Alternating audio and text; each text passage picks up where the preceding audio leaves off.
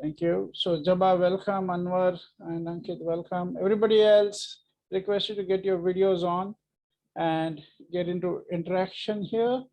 Thank you very much.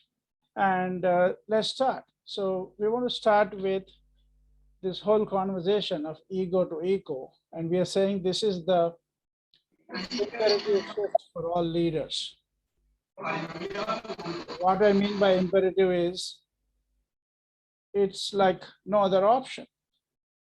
If you want to have a workable planet, if you want to have a workable organization, a humane organization, if you want to call it, we are going to have to make this shift. But not only we'll have to make this shift from the perspective of the quality of organization, but we are also going to need to make this shift from being eligible to play in the market. It's possible that as the human awareness increases, companies and leaders who don't make this shift are going to find themselves on the wrong side of the game. So it's an important conversation that we intend to spread all over the world. This is built on a theory U by Dr. Otto Scharmer of MIT. And they have been doing work on this for the last 3 decades. We have been working on it for the last 7 years, and we have been taking this conversation to organizations, schools, education institutions, hospitals, and now we're also trying to take it to government. And of course, through MIT and through Presencing Institute, Otto Scharmer has been taking this conversation all over the world. The top companies in the world, from Google and Alibaba and McKinsey and the biggest bank in India, in the world, to United Nations, more than 1,000 UN leaders are being trained in this recently, along with some IS officers and others. And so this is the conversation going on, and we call it as the leadership and change management that the world needs. Okay, so that's a little bit of background, and as we go ahead, we'll go deeper into this. For the friends who joined in right now, my name is Manoj Onkar, and my colleague Vivek Chopra. We are facilitating this conversation here for the next 90 minutes, 80 minutes. And we would request you to engage with us fully. And also, unless you have a real challenge with either your health or internet, we request you to keep your videos on and engage with us. Before we go ahead, let me start with a question. What's your objective? And when I say your objective, either you could say it for yourself as a human being, or if you're part of an organization, I would recommend you share what is your organization's objective. Okay, so everybody, this is an opportunity for you to unmute and speak. And if you want to share on the chat, that's also fine. What's your objective? What's your organization's objective? Whichever way you prefer to share. So who would like to share?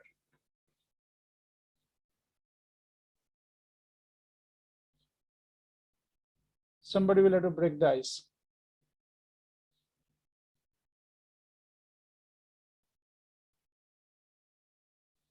You're on mute, DSM. Thank you. Can you unmute yourself, please?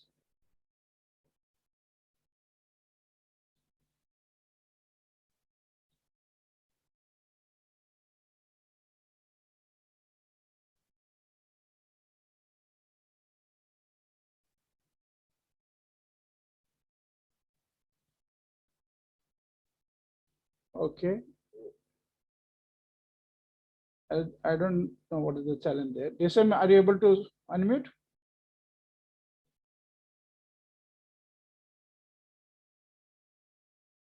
Hello.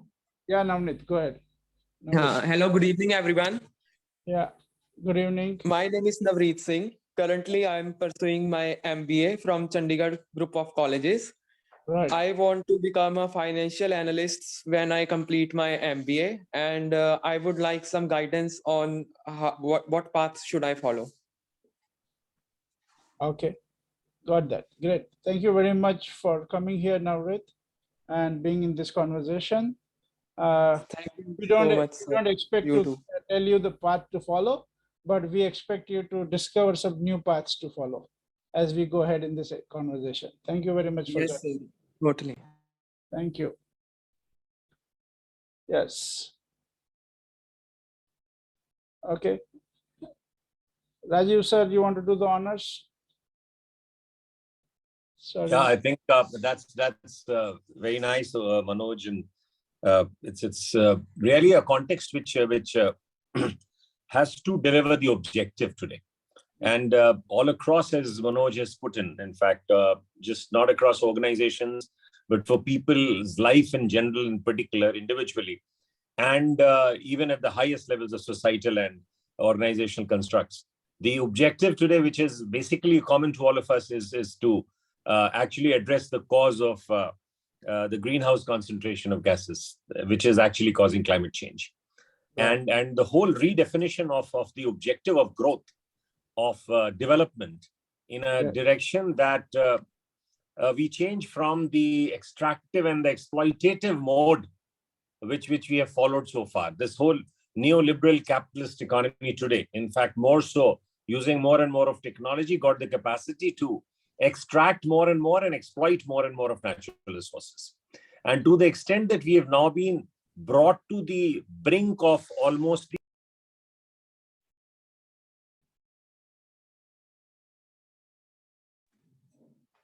Something went wrong with his internet. He was addressing some very important points. We hope that you can come and join in fast. In the meanwhile, anybody else, if you want to unmute and share, what are your objectives? Share in 1 or 2 lines. Yeah. This is this side Ankit. My basic, I'm in a training and development. My basic objective is become a it's called the instructional designer. Not instructor, it's called the organization. We can talk about the senior instructor designer in a good company. Right. As well as I'm following the career path for this, so I'm start reading different platform. I already assign or myself to develop the career. It's called the course design for the company as well as for others also. Right. Great. Thank you very much, Ankit. Thanks for sharing. Okay, welcome Vivek, and somebody has joined in with OnePlus. If you can put your name on the screen and preferably unmute and put your video on, that would be great. Ravi Kumar, can you get your video on? Thank you. Welcome. Okay, so as we look at our objectives, whether it's our personal objectives or whether it's our organizational objectives, what I would like us to see is what's happening in the world. Navrit, you got to go on mute. Okay, and unmute when you need to speak. Otherwise, everybody stays on mute. And we would love to hear from you. Okay, so definitely you should unmute and speak. That's what we would intend. Yes, sir. Okay, great. Thank you very much, Navrit. Sir, the resources of Earth are used indiscriminately, and the capitalist society has depleted a lot of resources, which has led to the many harmful effects like less resources, inequality in people, as well as the concentration of the resources in hands of few people. This has led to harmful effects like pollution, climate change, global warming, and this is leading to an unsustainable path to development. So we need to take part in the development of the world so that it is equal for everyone, equal opportunity, and it is sustainable, so that we do not run out of the resources and we have enough resources to provide to the future generations. Brilliant, brilliant, Navrit. So I think that also answers to you what kind of leader you can become, right? Or wherever you go, what kind of context you can operate from, right? So very well Yes, sir. said, very well said, Navrit. Thank you very much. You are hitting the nail on the head.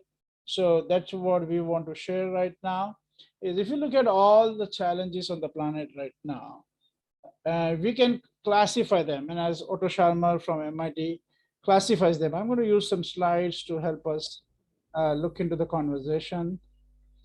Okay, and so are you able to see the slide? Somebody, let me know if you're able to see the slide. Yes, sir. Okay, great. Thank you. Okay, so as Otto Scharmer says, you can look at all the challenges and from these three divides. The ecological divide, shown here as eco divide, right? And then the social divide and the spiritual divide. So these three divides kind of capture the current scenario, as Rajiv Bhaduria was pointing out and Navrit was pointing out. So what is I this? think, Manoj, I'm back. Just a minute, Yeah, if you wouldn't welcome. mind. I'm Yeah, pardon please for go the ahead. No, please go ahead. see, so what I was trying to tell, in fact, is that the whole the economic system, basically, and the growth and what we call development is really not development, because it's just mere mechanical growth in a direction that has brought us to the brink of the sixth extinction event. Yes. That means there is 490 parts per million is the greenhouse gas concentration today. And in pre-industrial times, it was as much as just about 300 and less than that.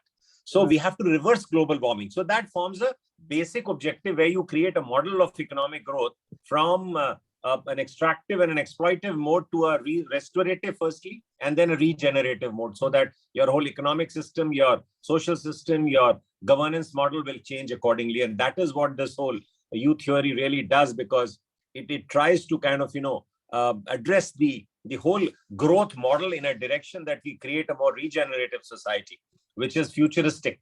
And therefore, to do that, as the U theory indicates, in fact, the U direction itself indicates that you have to let go a lot of things which are holding you back currently, and then let in the new things which are emerging from the future.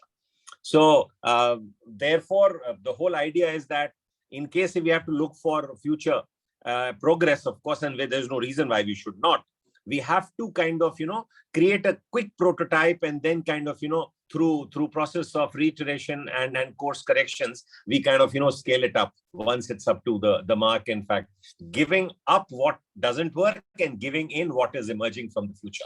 So I think that's a beautiful model that Manoj and Vivek, in fact, are following from what has been developed primarily at MIT. But I think Manoj and Vivek have added lots and lots of value.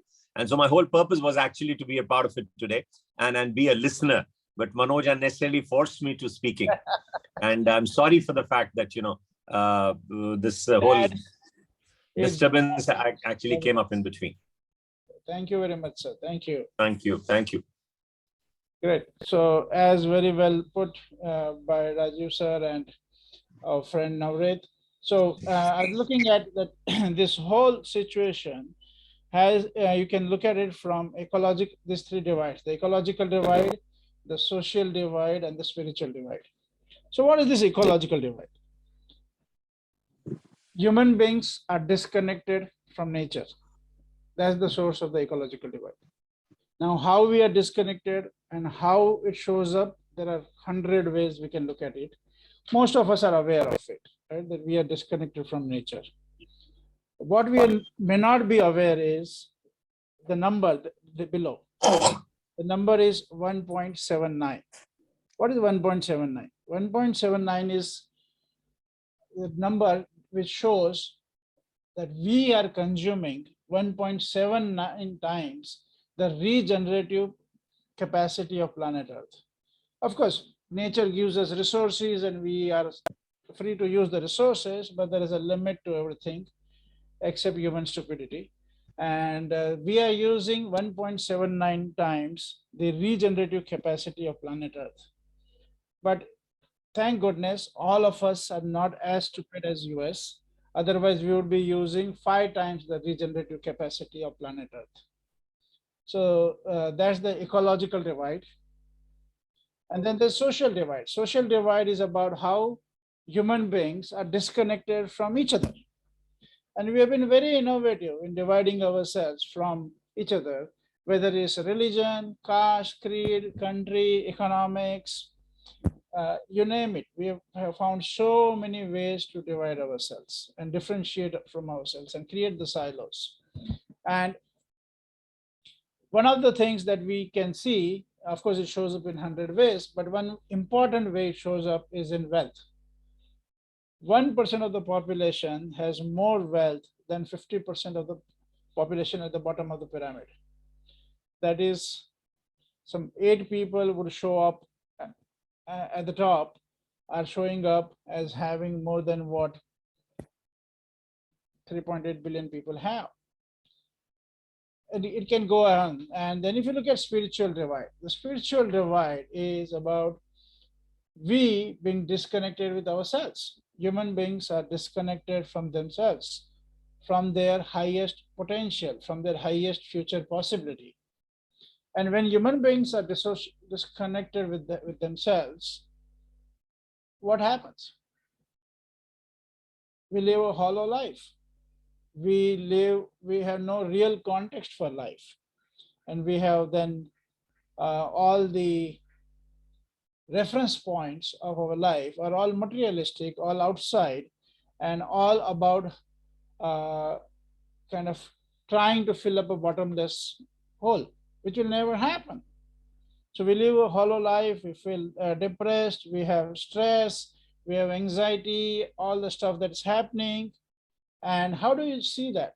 Ultimately, it shows up in a sad number. And that sad number is more people are killing themselves, committing suicide, than are being killed by other people through any source, including terrorism and wars, and also from natural calamities. So more people are killing themselves than are being killed by others and through natural calamities. So these are the 3 divides which are in the background. As we look at our life, as we look at our company, as we look at our objectives, these 3 divides are shaping our world currently. So the question that I have is, how is it showing up around you? How are these 3 divides showing up around you? Is your company adding to this divide, or is your company healing this divide? And if you look at your own objective in life, are you adding into these divides, or are you healing these divides? So that's what we would invite you to reflect upon. And maybe if you want to respond, this is a good time for you to respond. I'm not sure. We're planning to have all of you also get into some breakout rooms and share. So are you guys there? Okay, why don't you raise your hand electronically so that I know you are there and we can put you in the breakout rooms.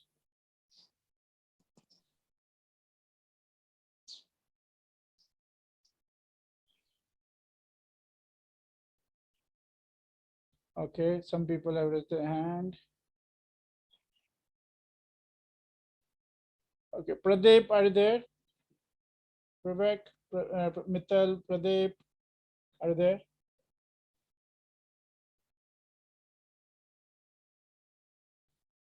Okay, iPhone. Okay, who's the person who's using iPhone? Can you put your name, please?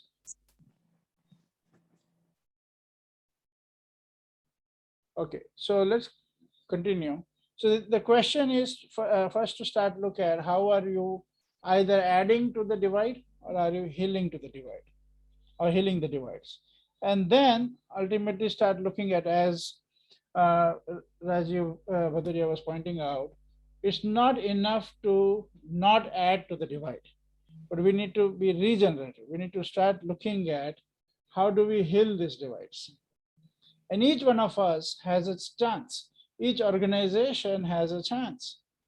From how do we have the impact on the ecology, whether it's our products, our services, our travel, whichever ways, our consumption. So there is always an opportunity to look at that.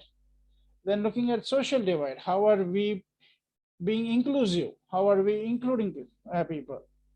Recently, we were having a conversation with some entrepreneurs who are supporting in rural transformation. And they said, if each village just got a company, say IT company, with 50 jobs, if they started their operations in that in a village, that would transform the economy of the village. So how do you become inclusive? We have to think in the way we do our business.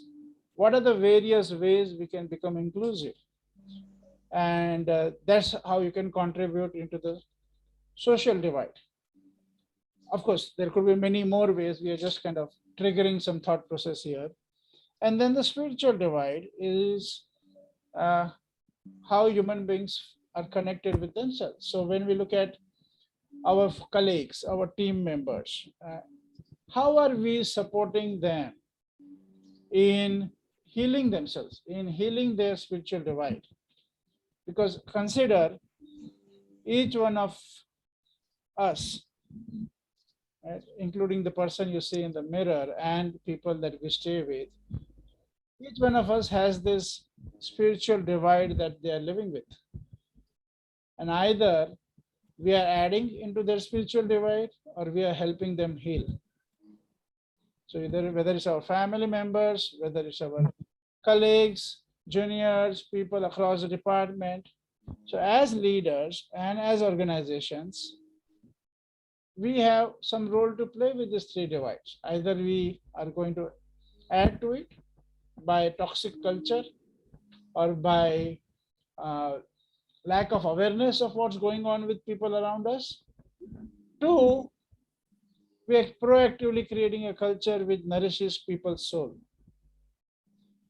Like one of the questions that we are dealing with now in our consulting with organizations is, how do you encourage people to bring their soul to office? Most people never bring their soul to office. Not only the employees, even the owners, they don't bring the soul to office. So what would have us bring our soul to office? Right? So that's a question. It's not an answer here. That's a question that we want to share with. Okay, so I'm going to pause here and let's hear from some people. What are you getting here? What thoughts are triggering? What questions you have? Any insights you have? So let's hear from some people. Okay.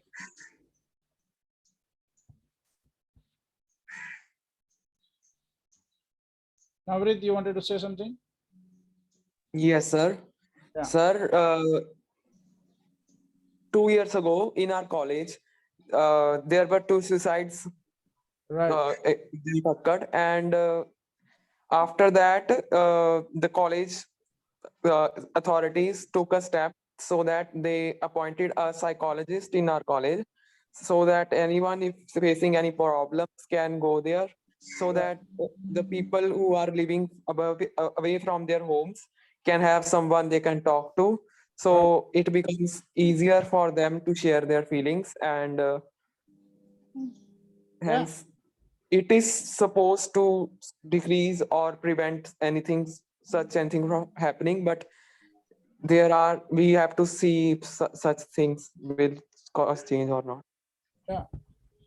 That's yes. That's one small step in the right direction to provide support to the students who are going through a lot of stress, right? Which is all the stress that they're living inside of. Right? A lot of students commit suicide around exam times, or if they are in the college for various other reasons. But it's all part of this spiritual divide. And yeah, we as colleges, education institutions, to not only provide this kind of support, but maybe also look at what is the proactive action that can be taken to heal the people, heal the divide. He'll get them connected to their higher self. Right? Thank you very much. Naresh, did you want to say something? Yes, Rajiv sir, go ahead. Thank you, Manoj. I think you've really answered that part, because the question that Navneet raised was very, very potent today. Because particularly, see, we are living, somebody rightly said that the current problem of humanity is threefold. Firstly, we have Paleolithic mindsets, medieval institutions, and godlike technology. Now, the issue is that we have created with this technology, with social kind of, media, in fact, particularly those social mediums being kind of, controlling and surveilling our lives. Now, the point is that this technology has shortened our attention span, and why these teen suicides are taking place. The point is that by keeping counselors, we are addressing the symptoms, but not the disease. Yeah. The ultimate idea is that how do you really sort out the disease? And the disease has to be addressed because we know the causes. And the cause lies in the shortening of attention span, where these technologies are dehumanizing us. In fact, they are kind of, taking away our instinct to think, because they're forcing us to shorten our attention span, and they're all grabbing for the attention, which is commoditized. So it's commoditization of humans, which is taking place in the market society of today. And the idea is that polarization is emerging, post-truth world with fake news is emerging. And what's also happening is that, which is leading to teen suicides and all, is that whole need for social validation is being celebrated. Now, once you are looking at somebody else to validate you, the point is that your self-worth goes away. The idea is that how do you rediscover the self-worth within yourself?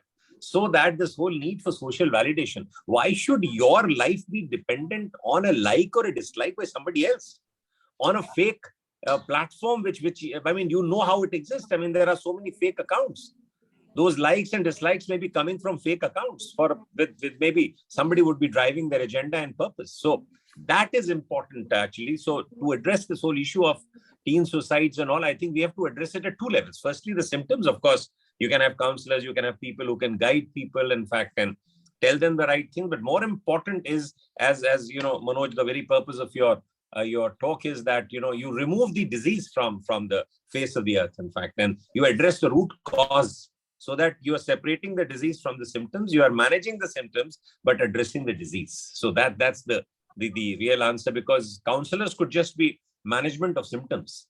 Yeah. But why do you let that happen? So we have to address the needs. We have to create that self-confidence, that self-worth, that self-awareness, and in fact, that emotional intelligence, because in this age of what I call Paleolithic emotions, medieval institutions, and godlike technology, one has to be very, very, different in kind of, being selective about what technologies you use, what processes you use, what methods you use. And then therefore, I think that could just kind of, lead to a larger understanding of why these kind of social dilemmas are being posed to us as a society. Yeah, very, very true, very true. And one of the aspects of theory U that we like is built from MIT. So the foundation is always systems thinking. So we are not dealing with, as Raju sir pointed out, we're not dealing with symptoms and just healing the symptoms, but really looking at the system behind it. So whatever is happening, whatever you see in the world, these three divides also, these three divides are not the source, they are the symptoms. The ecological divide, that human beings are disconnected from nature, or the social divide, that human beings are disconnected from each other, or the spiritual divide, we are disconnected from ourselves. If you look below all this, you can start to look for what is the mindset, what is the thought pattern that is driving here. If you ask that question, what is the mindset or the thought pattern that is driving here? Rajesh sir, you don't have to raise your hand. You're co-leading with me in this conversation. Just jump in as you like. Okay. Yes. It's ego. Raising, I think it got raised earlier. Yeah. Sorry. Okay. So if you look at the mindset that we have been kind of getting programmed in, is what we call as an egocentric mindset. Right? So the whole game is we're shifting from the earlier at least Indian context, but I think it was global. We in India used to say this Vasudeva Kutumbakam. The whole world is my family. And I believe that that was the kind of spirit that most ancient civilizations had. Right?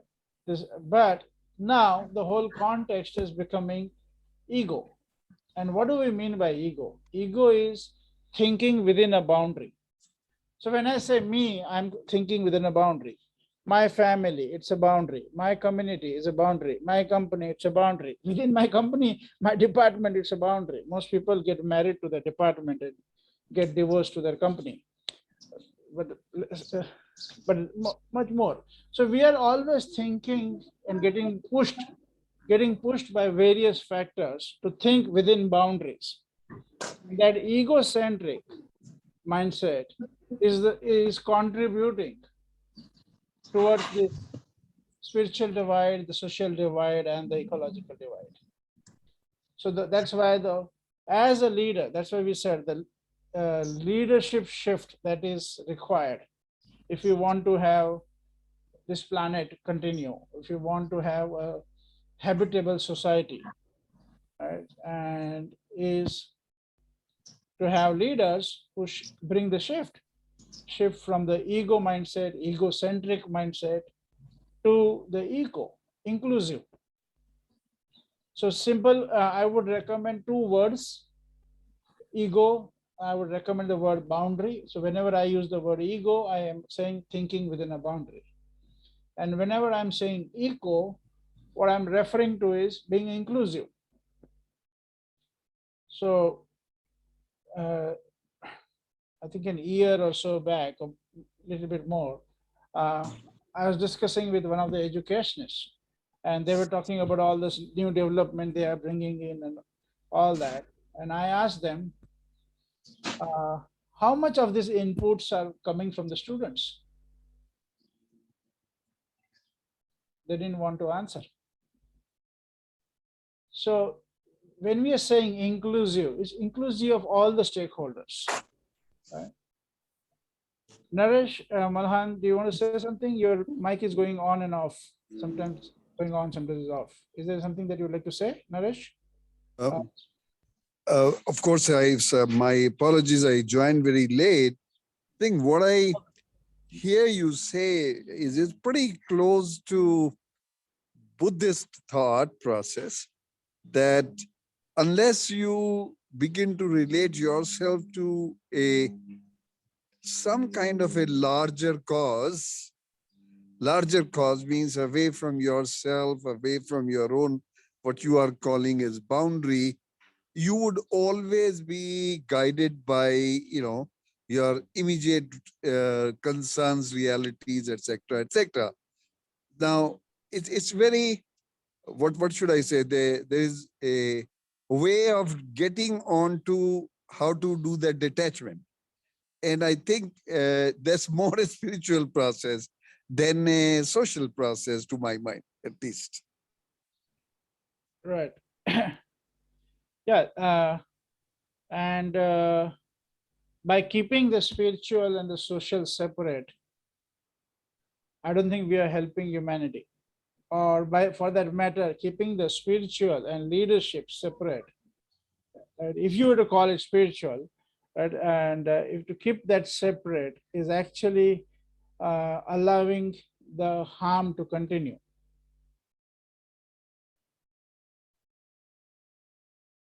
Naresh? Quite possible. Quite. I think you're quite well. You said about it. That this makes sense. Makes sense. Yeah. So were you there when we discussed the 3 divides, that the ecological divide and the social divide and the spiritual divide?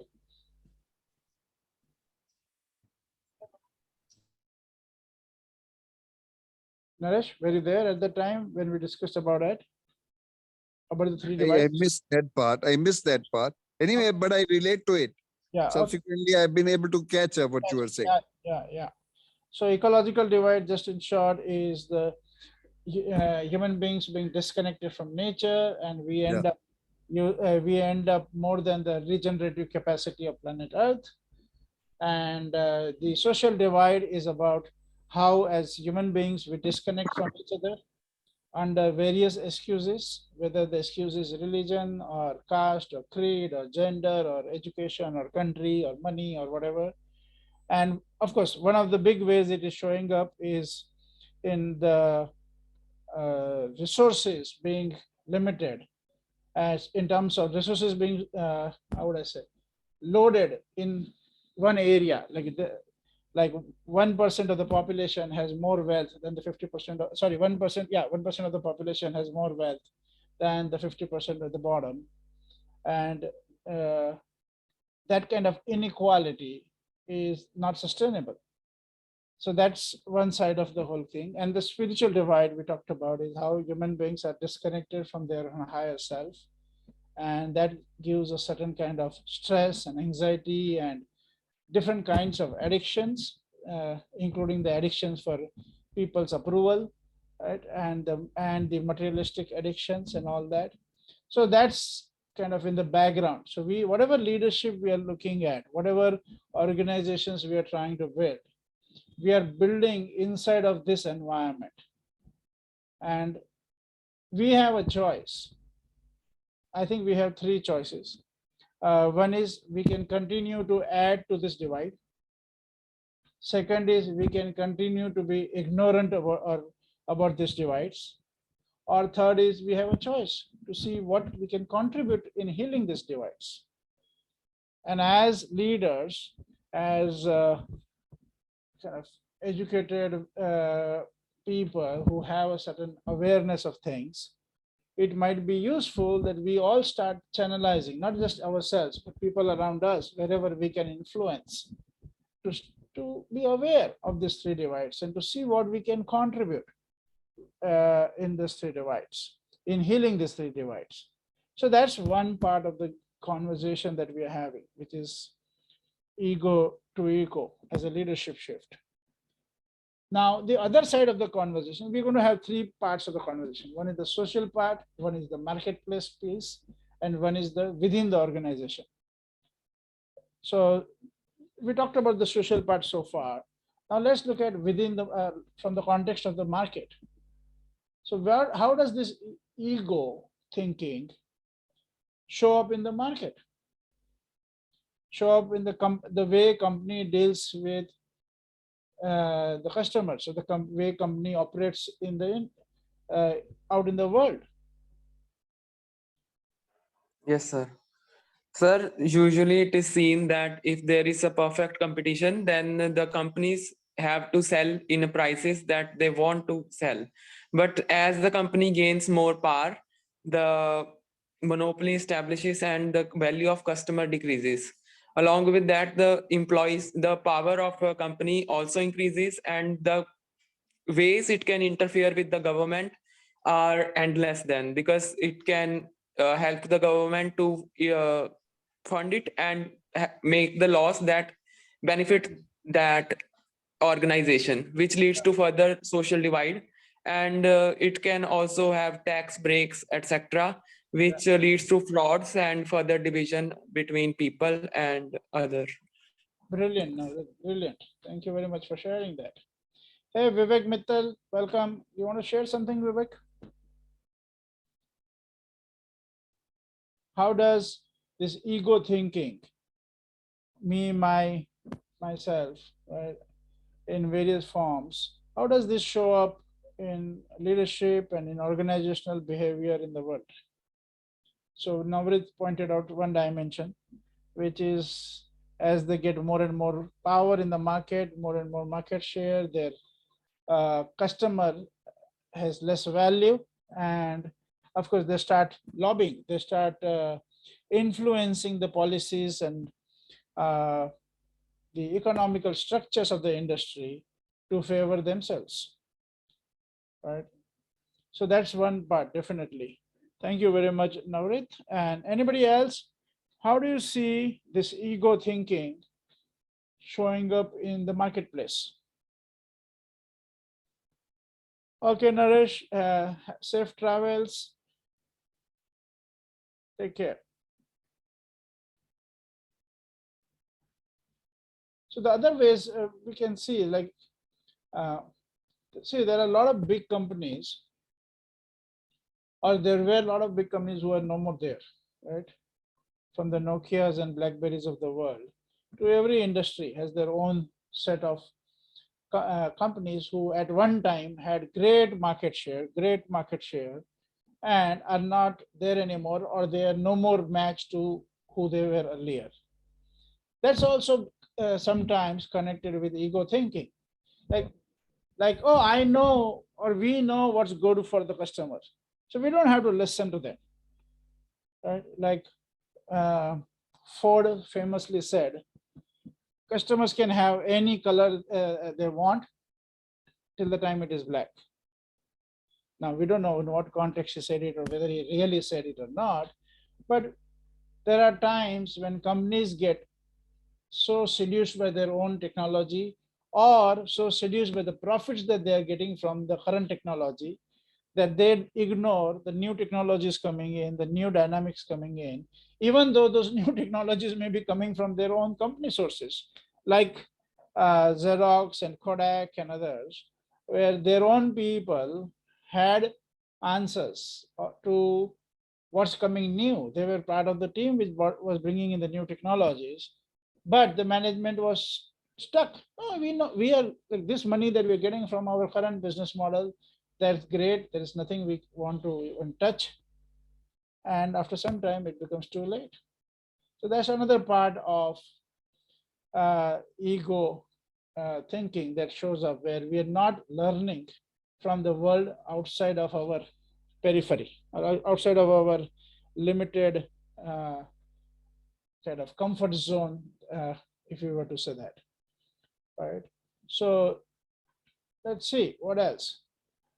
Raju sir, you want to point out some other ways how companies have their ego showing up in their thinking, in the way they play in the market? Yeah, I think what's important, very well put by you actually, Manoj. The whole idea is that, look at just two ways of looking at life. What we are currently looking, when we look with a egocentric mindset, so that's mine and thine, which means we are kind of, trying to have a piece of cake, and supposing it's shared by five, there are 5 divides. Yeah. And so each one of us can go bigger only at the expense of each other. Right. There is another way of looking at ecocentric way, in which you increase the size of the cake. Everybody has a larger size, in fact, and through the collaborative process, rather than competing and cutting through and exploiting and extracting more. So I think that's a nice way to understand the implications of what Manoj is talking about, in sense of egocentric approach. When you're talking at ego, it's like you're limiting yourself. When you're looking at ecocentric, you are going beyond horizons. Horizons don't have boundaries.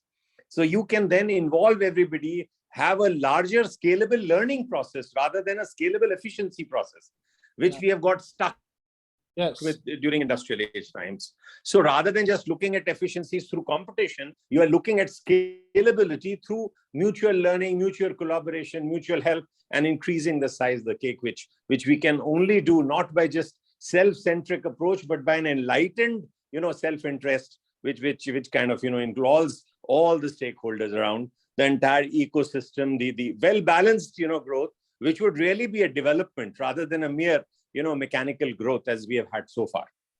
Yeah. So I think that kind of probably sets a kind of an understanding that, from an egocentric to an ecocentric, it's a total different worldview altogether, because you move from competition to collaboration.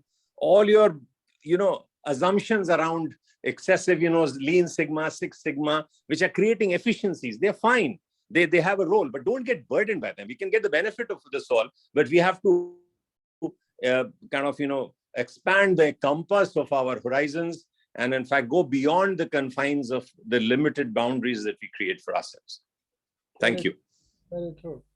I was just reading recently that the current economic model inside of which we are thinking, there's not much possibility there.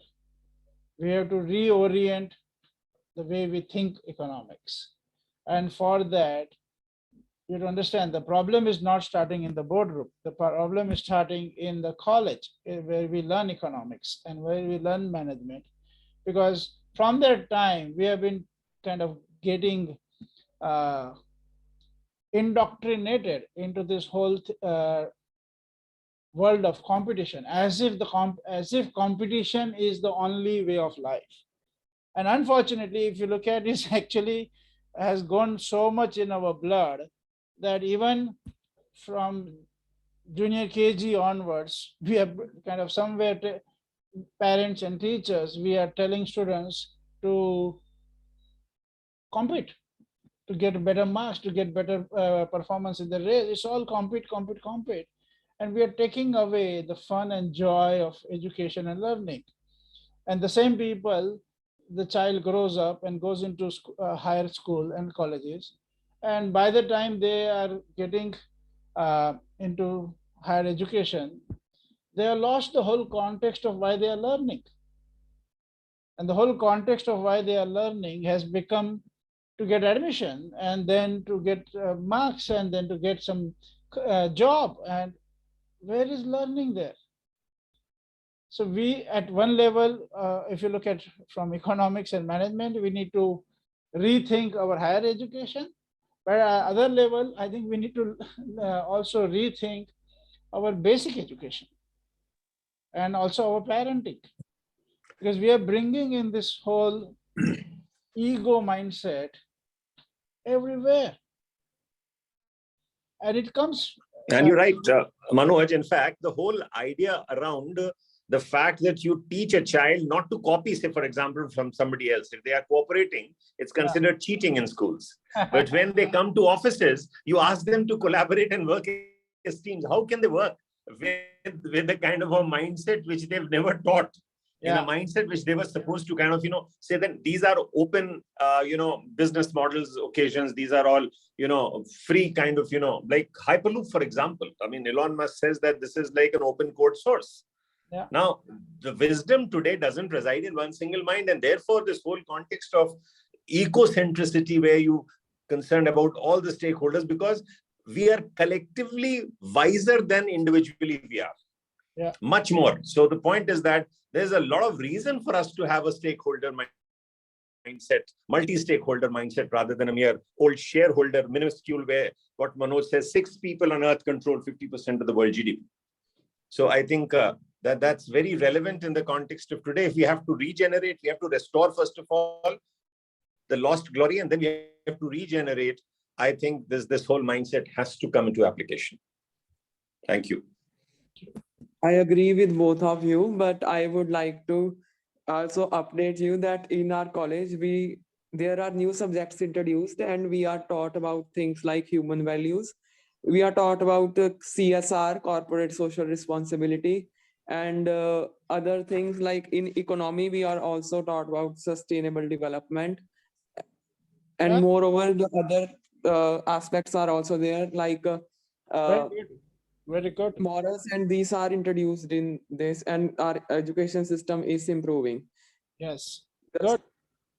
Yes, that's good news, and that is really kind of warming our heart that at least some colleges and some students have started taking it seriously. That it's not just about it's there in the syllabus, but it's being taken seriously. So that's a very good thing. And a lot more has to happen, but that's the step in the right direction. Right.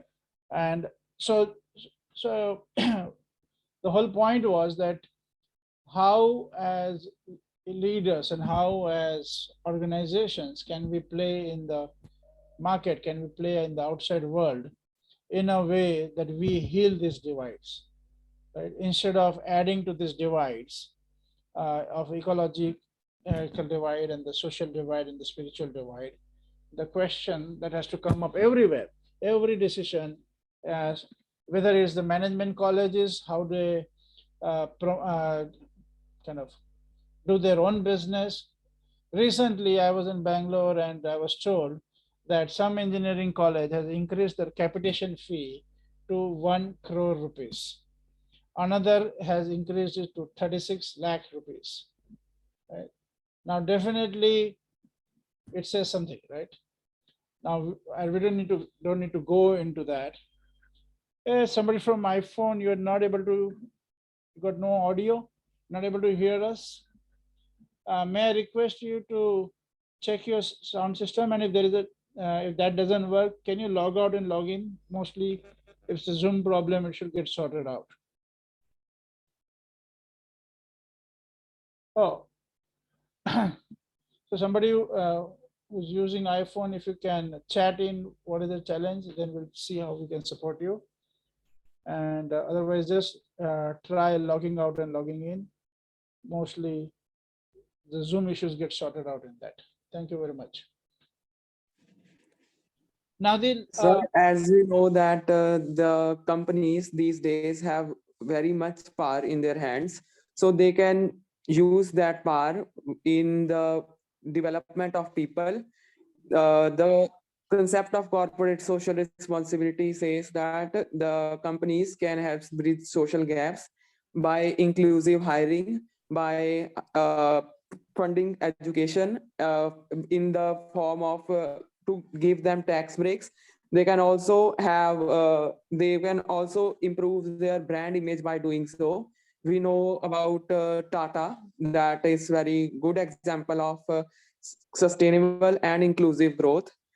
And the social divide can be tackled by inclusive hiring, and the the divide between like healthcare, if people who are not able to afford healthcare can be provided free health camps, etc. And the uh, other thing that you talked about is the what does the high fees of engineering college signifies. Actually it signifies that previously we all collectively agreed that education is a basic human right, but as the fees is so much high that it is direct message to students that education is a privilege to the rich only. So that is a bad message because it gives them impression that it is difficult to climb the socio-economic ladder, and this leads to the division between rich and poor and the increasing gap. true. Very well. Thank you very much. Which college are you from? You seem to be in the right I'm college. from CGC Landra, and my fees is 2 lakh for full course. Okay, got that. Good. Thank you very much. Thanks for sharing. Uh, okay. Uh, Anybody else you want to say something? Pan, What are you getting so far in this conversation? where is Pan?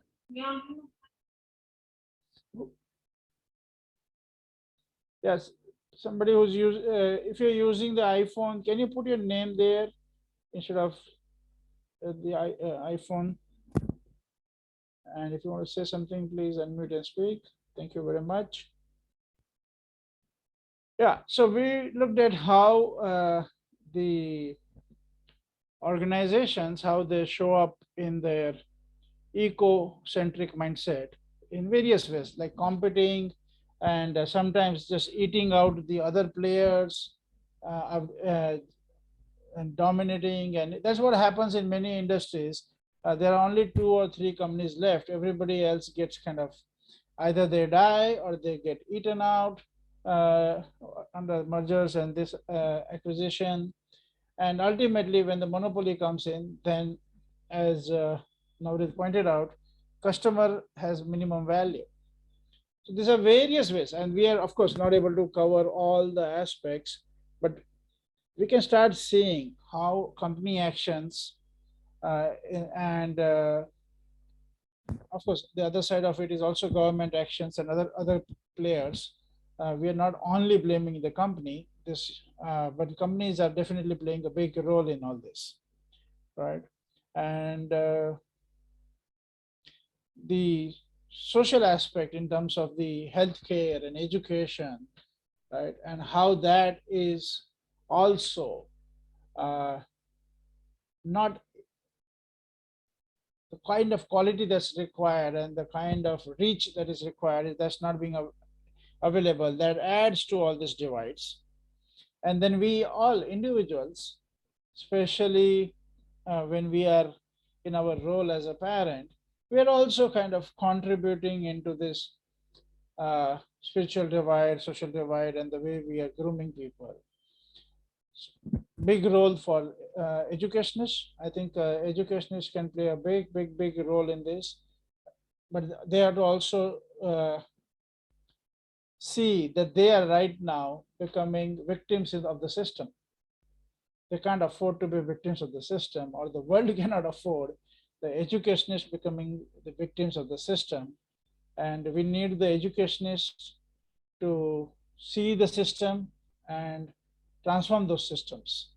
And that's one of the reasons why we have, over and above our consulting for organizations, we have been working with education institutions, both schools, K-12 schools, as well as the higher education. So, because education, I think, needs to play a big role in this, in transforming the paradigm of the society. So that's one side of it. And now we want to shift to our focus to what is happening inside the organization. Right? So we looked at outside, and before that we looked at the general social level, and now we want to shift to what's happening inside the organization.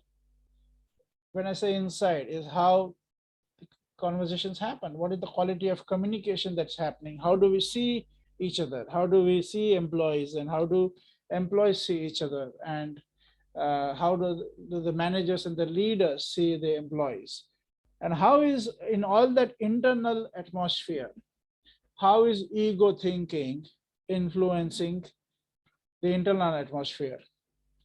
So I'm going to invite Rajiv Bhaduria again, because he spent some 30 years in the HR field and has seen organizations inside out. So sir, would you like to jump in and share how ego thinking shows up inside the organization? Yeah, Manoj, I think I'm sorry for the video right now, because I'm No actually problem. limited by the bandwidth where I am. No problem. The idea is that the whole context in which, growth is measured in terms of quarter-on-quarter growth, and shareholder profit being the one single determinant of success, and the financial equity being the only determinant of success. And therefore, that's the driver, because whatever you measure and the way you measure will determine how it gets done. So that is the limitation of how the corporates in the 19th and 20th century, that whole industrial age mindset, where you got to create more and more efficiencies. And you had evolved technologies which were very suitable then, because these technologies increase your capacity to exploit and extract more from nature, from resources, from whatever you have as sources of production. Now, the point is that it has brought us to an unsustainable existing level. It's created an existential crisis. So now the question would obviously be, why should I change something that has brought me there? Because it will not take you where you want to go. Because this is unsustainable, and forget about your financial equity, the whole existential crisis is there. You have to collectively solve it. So under that compulsion, at least, people will have to rethink the way they kind of, generate their financial equity. Now, the point is that in a democratized, decentralized environment, diffuse decision-making, where inclusiveness, participation is the right way to kind of, extract the wisdom and adapt or scale up the learnability of people in an age of innovation and design thinking, and creating early prototypes and then scaling it up fast. In that context, sharing, the whole circularity of knowledge, of resources becomes very relevant. And therefore, what you said, Manoj, is that, why the corporates have done it, there was a reason. And that was celebrated. That kind of success was celebrated. Now, I say today that financial equity is not the sole purpose of an organization. The whole purpose of organization is probably to be redefined. And as Nareshji said, that those Buddhist principles, that spiritual divide that has brought us here, we have to think that maximizing production and consumption is not the only kind of, indication of success. We probably have to optimize production today to the needs of the actual needs, rather than 1.8 times the kind of, capacity of Earth to produce that much.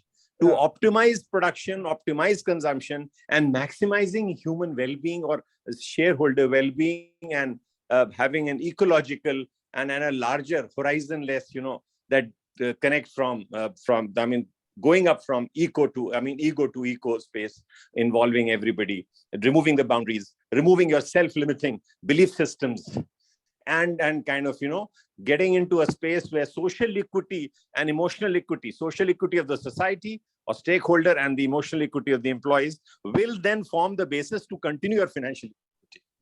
So we have to create, therefore, and there is a possibility with this godlike technology that we can create a prospect where this whole idea around doing good and still making profits becomes relevant.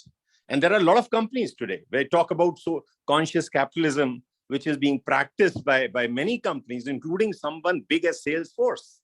Now, Salesforce could be a very commercially driven organization, but that Hawaiian culture, that social consciousness, that conscious capitalist urge to kind of create participation, inclusion, diversity, equity, and inclusion as the basis of decision making, as a basis of defining their organizations, I think that is the way forward.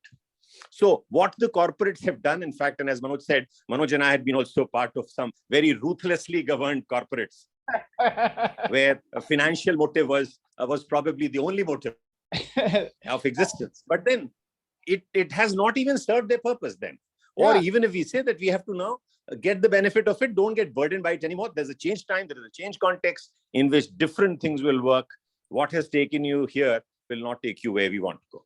So I think that is the larger context of this whole space of ecocentricity being the determinant or the principal driver of our behavior, as a principal cause of measuring success, in fact, where it becomes more and more relevant. And I think that's, we work more and more on it, increasing the size of the cake, as I said. That should be the objective, without harming the, creative capacity of Mother Earth itself, and the whole resource concept. And fortunately, the good news is that it's possible today, because technology of renewable sources of energy, when defossilization of Earth by combustion has to take place, because whenever you're dealing with fossil fuel, it probably injured in us an idea around scarcity, because there was limited resource.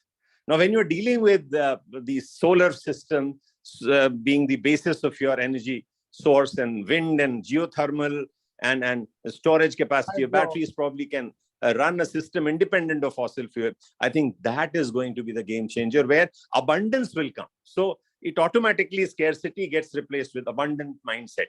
And therefore, this whole cause of ecocentricity becomes not only as an idea, but as a possibility also. So that I think connects the dot from egocentric to ecocentricity. Perfect, sir. I was actually also hoping that you would address the toxic culture that you have seen in many organizations and heard it. Oh, yes. How you can connect the toxic culture to the ego thinking, the shift in culture to the ego thinking. If you want to say something about that. Yeah. That's very true, because toxicity is brought in by excessive competitive need, that I can grow big only at the cost of the other. Like the whole, there is a given size of the pie of the cake, there is a limited resource. So either you kind of, it's a zero, what they call, it's a zero-sum game. Yeah. If I gain, A gains, then B loses. And therefore, this toxicity, if the sales department wins, then probably the production will lose. In a production, they can't just think of a fact that, when you serve the customer on time and one time in full, then both the production and the sales team can gain together. Yeah. That is the toxicity actually, Manoj, hinders that kind of thinking of collaboration. It creates by design a process where killing each other is the only way to survive. Mm. Yeah. So that is basically been the norm, in fact, earlier, that, you achieve your goals, but then, if sub-systemic, as somebody rightly says, sub-systemic maximization will lead to systemic optimization. That means that the goal at the universal level and local levels, if they are contradicting themselves, so that's very difficult to do. But The point is that that is what actually is the answer. I mean, or maybe the result of the toxicity that is created, where by design you are supposed to be doing exactly what is, as you rightly said, that, you know, you stay married to your family, but then get divorced from the larger context of your organization or society at large. Yes. So I think that's the toxicity doing it. What it is supposed to do, it creates more and more toxicity, and there's overfill of toxicity then, and nobody kind of, you know, gains over there. But then probably it becomes too late for us to realize that. Yep. So it's time for us to realize that toxicity will engender more and more toxicity. So you can get married to the closer context of whichever you are working at, but then never get divorced from the larger context. Keep that in mind, and it's a happy balance or sense of connect. Therefore, non-locality, non-separation, which are even the ideas propagated by quantum computing today. That whole idea of superpositioning, whole idea of non-locality and non-separation, where they talk about, I think that actually fundamentally addresses this issue of the fact that staying connected is the only way to go together. Fantastic. Thank you very much, sir. Thank you. So as we come to close for this today's session, the whole intention here was that all of us start being more alert, more aware that every action that we take, every conversation that we do, every decision that we take could be affecting either the ecological divide, the social divide, and the spiritual divide. And especially the spiritual divide, because we are always working with people. So whether we are working with our children or our spouse or the maid at home or the juniors in the office or the idiots in other departments, right? Or the customer or the vendors who, so everywhere we are influencing. And either, as they used to say, either we are going to be part of the problem or we are going to be part of the solution.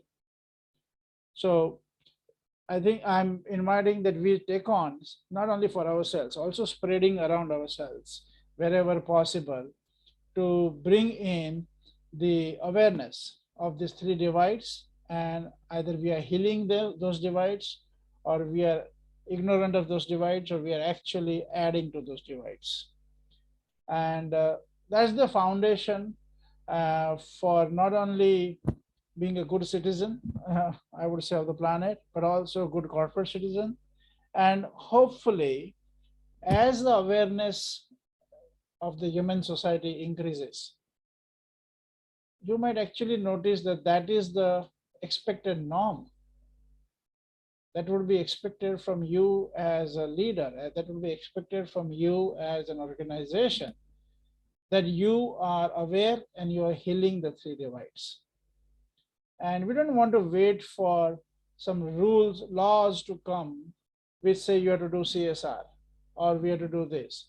But it's more that we do it naturally inside of our own consciousness shift.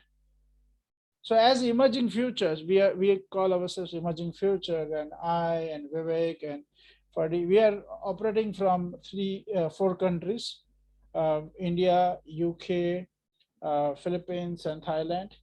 And we do a lot of work with organizations. So we have these three big intentions, I would say. First is to shift the awareness from egocentric to ecocentric. The second is, let me also put it on the screen so that as I generate it, you can maybe also have a glance at it. Okay.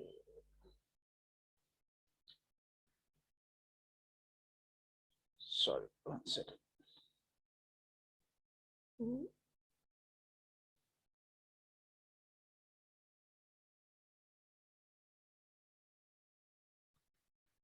give me 1 second.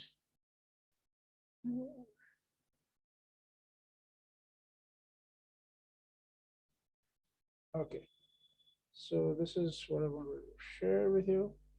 So, so what's our intention? What are we trying to do here is as you work with individuals, as you work with leaders, organizations, businesses, government, otherwise. So these are the three games that we have. First, to shift the awareness from egocentric to ecocentric. Second is to shift the awareness from individual centric to system centric. Most of the times we are being programmed to see individuals. Oh, this person is a great person, this person is a good person, this person is a competent person, this person is blah, blah, blah, blah. But we're not kind of being trained to see that how is the system at play, which is causing people to show up the way they show up. So I like to say that for most of us, the system is a blind spot. We only see people. So here we are saying to shift the awareness from individual centric to system centric, such that people can see the systems that are at play causing the current reality. The systems could be legal systems, the systems could be social systems, the systems could be of combination of various policies, various ways of living, all that combined, right? So, and the third one, so first one is to shift the awareness from egocentric to ecocentric. Second, to shift the awareness from individual centric to system centric, so that people can see the systems that are at play causing the current reality. And third, through awareness-based collective action, bring a change in the systems such that the system can take care of all the stakeholders and create equitable results for all. So through awareness-based collective action, bring change in the system. One of the tools that we use in this is called multi-stakeholder dialogue. So through awareness-based collective action, bring change in the systems such that the system can take care of all the stakeholders, including those stakeholders who are marginalized, who don't have enough voice in the system, right? Who cannot do lobbying, right? Like the children in the school, right? The whole education system is meant for them, except they have no voice in it, right? Or the patient in the healthcare system, or the citizen in the a normal citizen, individual citizen in the whole governance of the state or the country. How do you actually bring all the stakeholders included in the way the society is run, right? So that's what we are looking at in multiple angles. Through awareness-based collective action, bring change in the systems such that the system can take care of all the stakeholders and create equitable, fair results for all. So that's our intention. And we thought we would be in communication with all of you and share. Thank you very much for participating with us.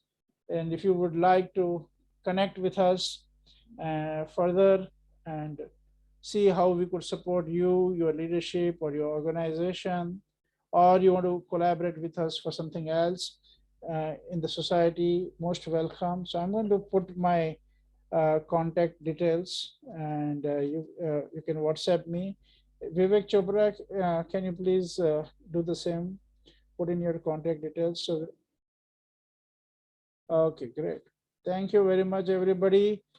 We appreciate you spending your time on a Saturday evening with us. And special thanks, Rajiv sir and Navrit, for your participation and actually leadership, co-creating this event with me. Thank you very much. Thank you, sir. Sir, it was great Thank you. to be